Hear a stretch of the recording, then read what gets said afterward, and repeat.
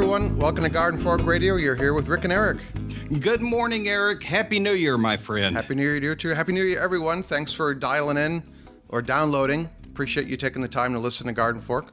Today we have I'm trying to be more topic oriented, and Rick sent me a link to a magazine, an online magazine I find really cool. It's called Low Tech Magazine.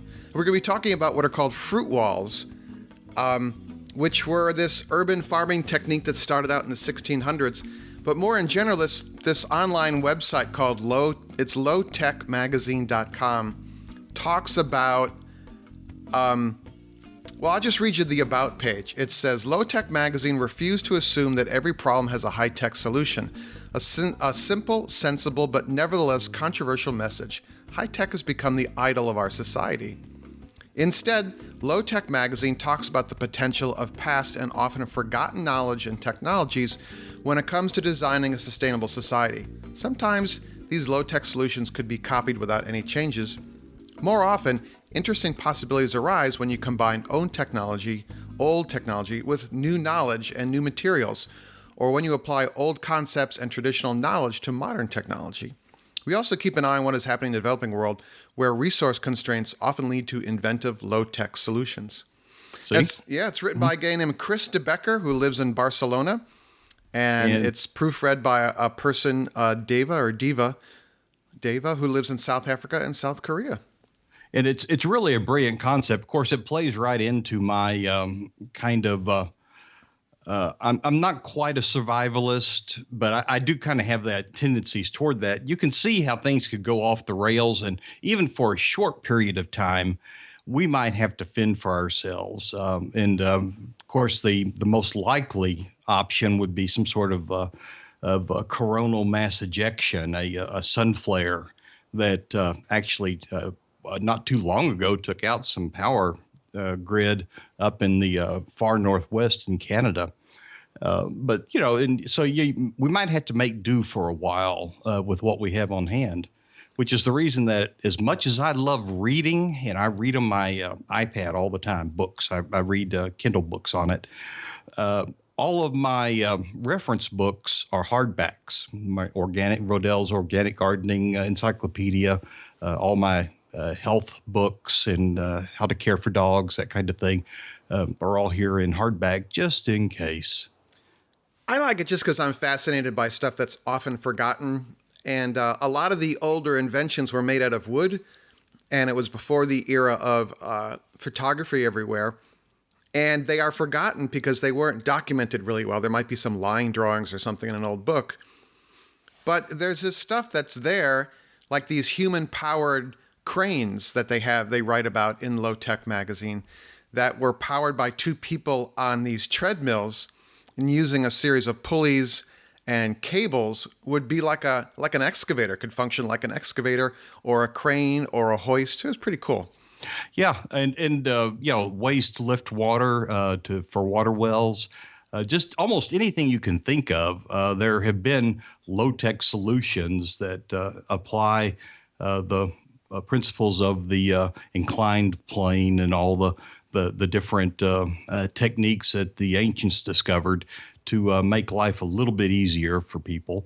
And it's amazing to see that stuff kind of coming back and the knowledge captured and presented here. But this guy writes amazing articles, and they just they're thoroughly annotated, lots of pictures, and it's very well researched. I mean, this guy's like research quality, university quality research. Yeah, so it's quite good. He doesn't post every day. It's a couple times a month, but when a post comes out, it's pages long and it's really well researched. So, well, let's talk about fruit walls. Rick, do you want to summarize what they are?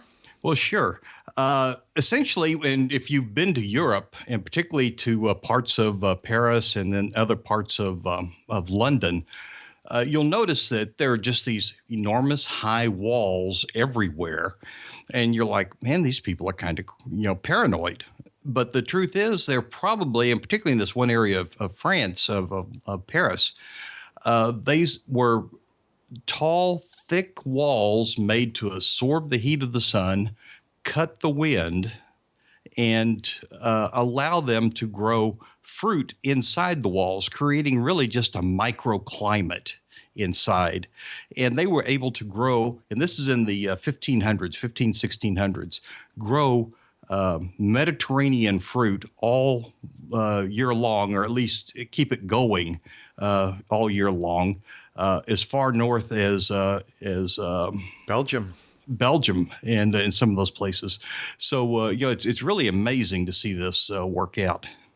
Yeah, they said that they could grow figs and currants and peaches. And if you have ever you've gone to a nursery and seen what's called an espaliered fruit tree, where it's trained to grow along a wall and the branches go horizontally, and they have grafted different fruits onto them. That is the key to the fruit wall concept. They're training a plant to grow along a wall that soaks up solar energy and then gives that heat back in on cooler days and in the evening to keep that fruiting plant growing in an area where it might not grow normally. But they've trained it to grow out like that. Yeah, I always thought that the espalier technique was just decorative. I had no idea it was really to spread the foliage out horizontally along a wall so that you could let it radiate the heat and capture all the possible heat and sun that it could. So I was quite fascinated. Yeah, well, Rick, you did all the annotation, so you should take the lead on this because I'll just ramble. Well, let me see. When you do the espalier, one of the things that's really important is you don't actually have the fruit tree up against the wall. You have some space behind it and a standoff, usually something wooden, so you can have lots of good circulation behind it. And there were some areas that were so full of these walls, they'd probably be no bigger than a house today, this area that was inside the walls. And they'd be they'd be maybe 10 or 12 foot high, up to about 6 foot thick. So they'd really absorb, and they're masonry walls, so they'd absorb lots of heat. And they would completely enclose this little courtyard, and they would have fruit trees on the sides that got the best south sun, and then they would have more hardy plants in the center, away from the walls. But they were essentially creating a microclimate, and they would be able to raise the temperature inside of these between 18 and 20 degrees from the ambient air outside. And it was enough so that even in the middle of winter, delicate fruits would be able to survive the winter. And if not produce fruit, they'd be able to make it so they keep going next year. So that was kind of the whole idea of it. They have a very interesting picture through Google Maps of the town of Thomery in France, showing these fruit walls as they exist today. And there are houses built among the fruit walls, but it's just a wild picture. Yeah. And it was it was like a maze, a rat in a maze. And it was so terrible back in there that when the Prussians invaded in 1870 in Paris, they actually just avoided that part of town completely because they couldn't figure it out. So there was kind of a benefit to it. And then it moved on down south and kind of southeast of there and took a different form. Now, these fruit walls eventually, I guess I should go back a little bit, got really sophisticated, and they started building them with chimneys that would run horizontally back and forth through the walls, and they would burn wood or coal and heat the walls from the inside. I thought that was interesting. Yeah. Yeah. And then even later, they started using pipes and water and running hot water through the walls to raise the temperature. And so that was that was interesting. It wasn't particularly efficient. This is a period when wood and labor were extremely cheap, though. Yes, like today. But then down in Tomry, which is about 50 miles southeast of Paris, they started using grapes. And instead of building a enclosed garden, a walled garden, what they did was built long linear walls, and they would oops, I'm waving my hands around. Did you hear that? Yes, we did. They built long walls, and they would put the espalier, the grapes, up onto the walls with an overhang to protect them from the snow and whatnot. And then in front of the walls, they'd build a knee wall that was about 3 foot high that would actually reflect the heat back. As the main wall radiated heat out, it would catch some of that heat and reflect it back. And so it was just a different kind of trying to use solar energy. We think of it as the Trombe effect, actually, TROMBE. Trom walls, just absorbing heat and then releasing it at night or during the when it's cold. Yeah, I knew that. Yeah. Yeah. And then the Dutch got into it, and they actually improved this. Instead of straight walls, they started making theirs. If you look down from the top, it looks like corrugation, like, they weave back and forth. And that actually made them stronger using less material. And so they kind of were a serpentine-looking wall. And that allowed them to build it only 1 or 2 bricks thick. And so they saved on material, even though they covered more territory using that. Right, so they didn't have as massive of a wall, but they could make a longer wall that way. Right. And, this went all the way up to 53 degrees north. And so that's way up there that they could do this. So it worked out for them. Truth be told, I mean, the northern climes of North America actually get colder than the same, is it a longitude, in Europe because of the way the trade winds blow. Yeah, latitude. Latitude, sorry, Mr. Sailor. No, that's all right. What I thought was cool was when you asked. Yeah.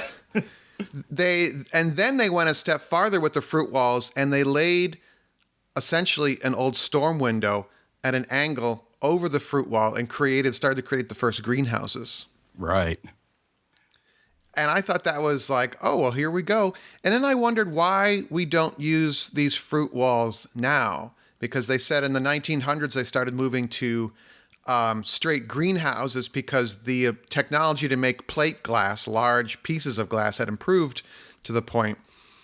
And they abandoned the fruit walls, and they would just build these giant greenhouses that were very heat inefficient.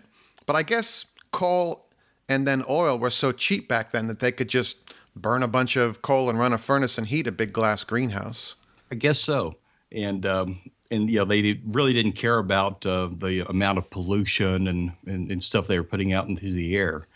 But for smaller operations, they used these little hand-blown cloches. They look like a bell jar with an open bottom and a little individual greenhouse for your plants.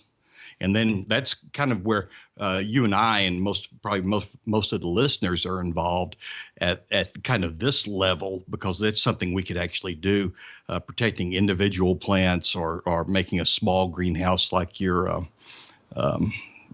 small portable greenhouse you built. Oh, yeah, our little mini greenhouses, which there'll be some videos coming out about that, actually. Oh, mine is working beautifully, by the way. Yeah, I mean, our modern day cloche is basically a plastic gallon milk jug with the bottom cut out, Right. Yeah, see, that works.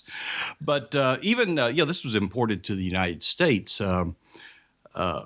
Thomas Jefferson, if you go and visit Monticello, and you're over on the garden sides where his... that little shack, or not a shack, a little portico that he built where he could sit and write and watch the gardens and whatnot, is sitting on top of a 15-foot high wall that he built to absorb the heat from the sun on the south side during the winter, and then project that heat out toward his orchard. And so he was of course, he was always trying to grow grapes, and he Yeah. wasn't particularly good at it, but just couldn't get the right varieties going. But if you look at his designs, he purposely put his fruits trees down there so that they would catch this radiated heat from this big wall to have their own little microclimate. But it's a part of the estate not many people get to see because they don't go down into the orchard side. They're up on top of the wall looking at the gardens. They said at the end of this article that in China, they are building more and more of these passive solar greenhouses so that they have a brick, some sort of mass wall on one side, and then it's like half a greenhouse built onto it. And there's a bunch of pictures in a second article on the site talking about that. And that's just kind of brilliantly simple. Right. But did you notice this one footnote here that glass greenhouses were invented by the Romans in the 2nd century, but that we had lost the technology? Yeah, well, that was my point at the beginning of the show, was just, this kind of lost stuff. Like the Romans made amazing concrete. Oh yeah, the Parthenon in Rome, largest freeform concrete dome in the world. Actually, the largest freeform piece of concrete anywhere in the world, and they mixed it, and it's still up there. Yeah, it's an amazing piece of engineering. And then half the concrete, well, at least in New York City, half the concrete they pour falls apart in a couple of years. So there might be some nefarious going on there in the mixing of the concrete. So well, and I was reading an article the other day, and they said most earthquake deaths in Turkey and Haiti and China are not earthquake failures. They're concrete failures. They're concrete disasters because they are skimping on the important parts of the concrete, and that the houses should actually hold up to most of the timblers. And that if you'll notice who owns the concrete companies in some of these places, they're some of the most prominent people in the country. So, not saying anything. Just noticing. So, it got me thinking about taking one of my cold frames. I had built a wooden cold frame with a storm window, and I'm like, I wonder if I could build like a thermal heat trap against the back wall of that with bricks or something. Could I site it I put it on a garden bed and then open the window and stack a bunch of brick on the back wall of the cold frame. Has a window that's tilted toward the sun. And I was just curious about that. What do you think? Sure, it should work. I can't imagine it'd be an easy project to try and see. If you ever come down to Colonial Williamsburg and go through their gardens, they have a lot of this on display there. Both the bell glass cloches and things like the trum walls with just a frame leaning up against them, and hotbeds, which you could do if you have anybody that has horses up there around you in Connecticut. Or cows. Yeah, or cows, but horses are better. I understand. They dig out a bed about 6 foot deep, line it with bricks, and they fill it 4 foot deep with horse manure, put hay on top of it. It doesn't have to be pure horse manure. It can be mixed with whatever you get out of the stable, hay and whatnot. Hay on top of it, and then a nice thick layer of soil, and then they plant their seedlings in that and put a pane of glass over the top of it, a window pane. And that hotbed will germinate lettuce and all kinds of plants all winter long. And you have to be very careful to make sure that it's aerated, because you can really overheat something like that. But it was a tried and true technique. Huh. And like I said, I know there's over at the Naval Station Oceana, Naval Air Station, there's a riding stable, and I've been half threatening to go get a few gallons of horse manure and give this a try. Yeah, what the heck? So how's your mini greenhouse going? It is remarkable. I can't thank you so much for that. I didn't invent it, so. Well, but I need to post my pictures of my little tweaks to it. But and it was just so I can take it apart and put it up against the fence. That's the only real difference. A little more easily because I don't have as much room as you do. Yep. But it was 24 the other day outside. Everything's, of course, kind of frozen, except when I look at my mini greenhouse, there's water on the inside running down the inside, condensing. And so it's at least well above freezing inside there. And my little louvers for the automatic louvered vents are closed. And it was just in there, just as happy as it could be. And when on nice days, when I opened it up and weed a little bit inside and whatnot, all my plants in there, I have 2 of them now, and all my plants in there are just growing like crazy. Yeah, it's been so warm in New England here. I keep on thinking I should start my garden, Yeah. It's been a real problem for us. It's been a problem for beekeepers. I know people get a little annoyed when we talk too much about bees, but our bees are flying, and there's nothing for them to bring in, and so they're burning through their honey, and everybody's feeding like crazy right now. And they're just we're really afraid that the queen is laying. In fact, when you crack, some people have already reported they're cracking open the hive. They're finding the queen down laying in the lower brood chambers. And one day, pretty soon, we're going to have a real cold snap, and bees are cold blooded. They don't like cold. And so as it gets colder, they get slower, and she's not going to be able to climb back up onto the honey. And we'll probably lose the hives that way. And so it's going to be a disastrous February, I think. Okay, well, on that note. Yeah, isn't that a downer? We have a neat article by one of our Patreon contributors, Scott, who has been on the show. He's an agronomist up in Canada, does a bunch of very interesting things in his yard. And he writes articles on Medium, which is pretty cool. That's like a big wheel, super giant blog website. And he's written about turning the compost. And Rick found this article and alerted me to it. So thanks, Rick. You bet. And he goes by Cowboy Junkie, Scott does. But he has regular posts up there on Medium. And you can just kind of follow along with his trials of how he's doing things in his really cold climate up there. And he's a good writer, he's a good photographer, and he does a lot of great stuff. Yeah, and it's just I also like the Medium site is very clean. So it also looks like he's using some pallets here in a compost bin, which is yay. Yay. I helped a friend of mine last fall build compost bins with pallets, and she's enjoying it quite a bit.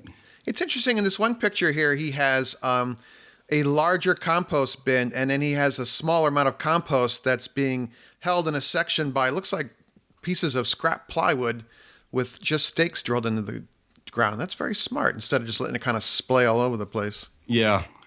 Well, you got to keep that mass up so that you can keep the organisms, particularly up that high, that far north, so you can kind of keep a thermal mass going a little bit. But he really has some great looking compost there. Really nice. And then he has some wooden stakes here that are painted green and purple. We're going to have to ask him about that. What's with that? We'll find out. Maybe he'll call us. Neat. So that's on medium.com. We will link to it in the show notes here. It's at cowboy, medium.com/@cowboyjunkie, and you'll find all of Scott's articles there. Very smart guy. Very smart plant guy there. Yep. And good friend to Garden Fork Radio. Yeah. Well, anything new on the video front? Yeah, we have 2 videos out about making I don't really want to call it a vegetarian chili. I would call it a vegetable chili. I think that's a better way to say it, yeah. I think vegetarian turns people off, even though I basically I'm vegetarian during the week, and then we have some meat on the weekends. But I got the idea of using butternut squash in a vegetable chili from Martha Rose Shulman of the New York Times. She had a neat recipe, and I kind of mixed it up a bit, changed it up a bit to make it the Eric recipe. But it's I got to credit her for that. But all of a sudden, I'm seeing butternut squash and chili in a couple of different places, and I'm wondering if everyone saw her post and then was like, "Oh, I'll do that." Maybe so. I tell you, this has been just a wonderful fall garden for me, though. Lots and lots of greens, chard, cabbage, just everything we are eating more greens now than we've ever eaten in our lives. I still have kale growing in my garden, and usually by now there's a foot of snow. Yeah. We must have got an inch of rain yesterday or more, and that should have been a foot of snow, I hope it, we need at least one good hard freeze, just to take care of some of the pest problems and fleas and whatnot.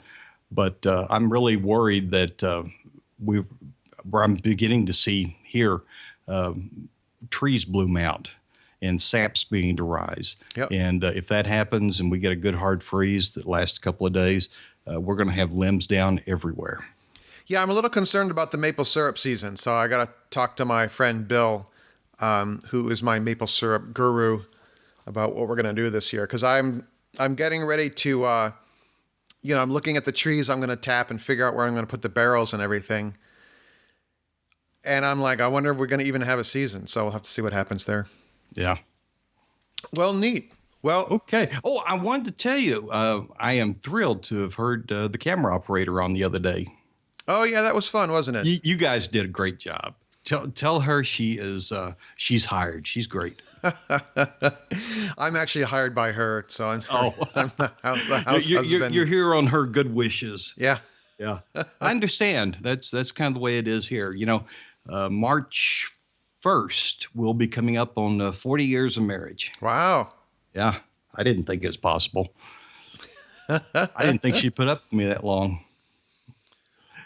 Well, there must be some redeeming quality you have. We'll have to figure out what that is. But I can't imagine. Well, I need to get to the pool. One of my New Year's things, I don't do resolutions, but I am creating New Year's habits, and one of them is more swimming. Excellent.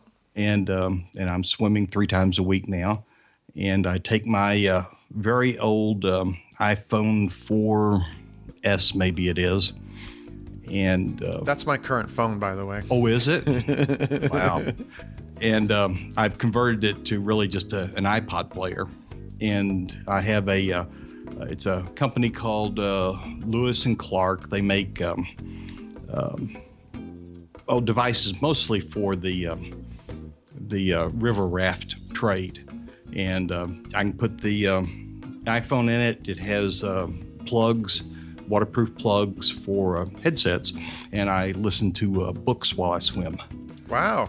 And so it takes the tedium out of it, which is mostly what I dislike about it. And it's really good for my back. And so I've been having some sciatic problems. And so it's really good for my back, and I stay at it longer if there's something occupying my mind. Oh, cool. So, but it's working like a champ. And then this little thing, if it drowns on me, it's served its purpose a long time ago. There you go. Yeah. Okay. Well, listen, I need to get on down the road then, my friend. All right. Thanks for listening, and we'll see you next week. Okay. Talk to you later. Bye. Bye-bye. Garden Fork's theme music is used under license from uniquetracks.com.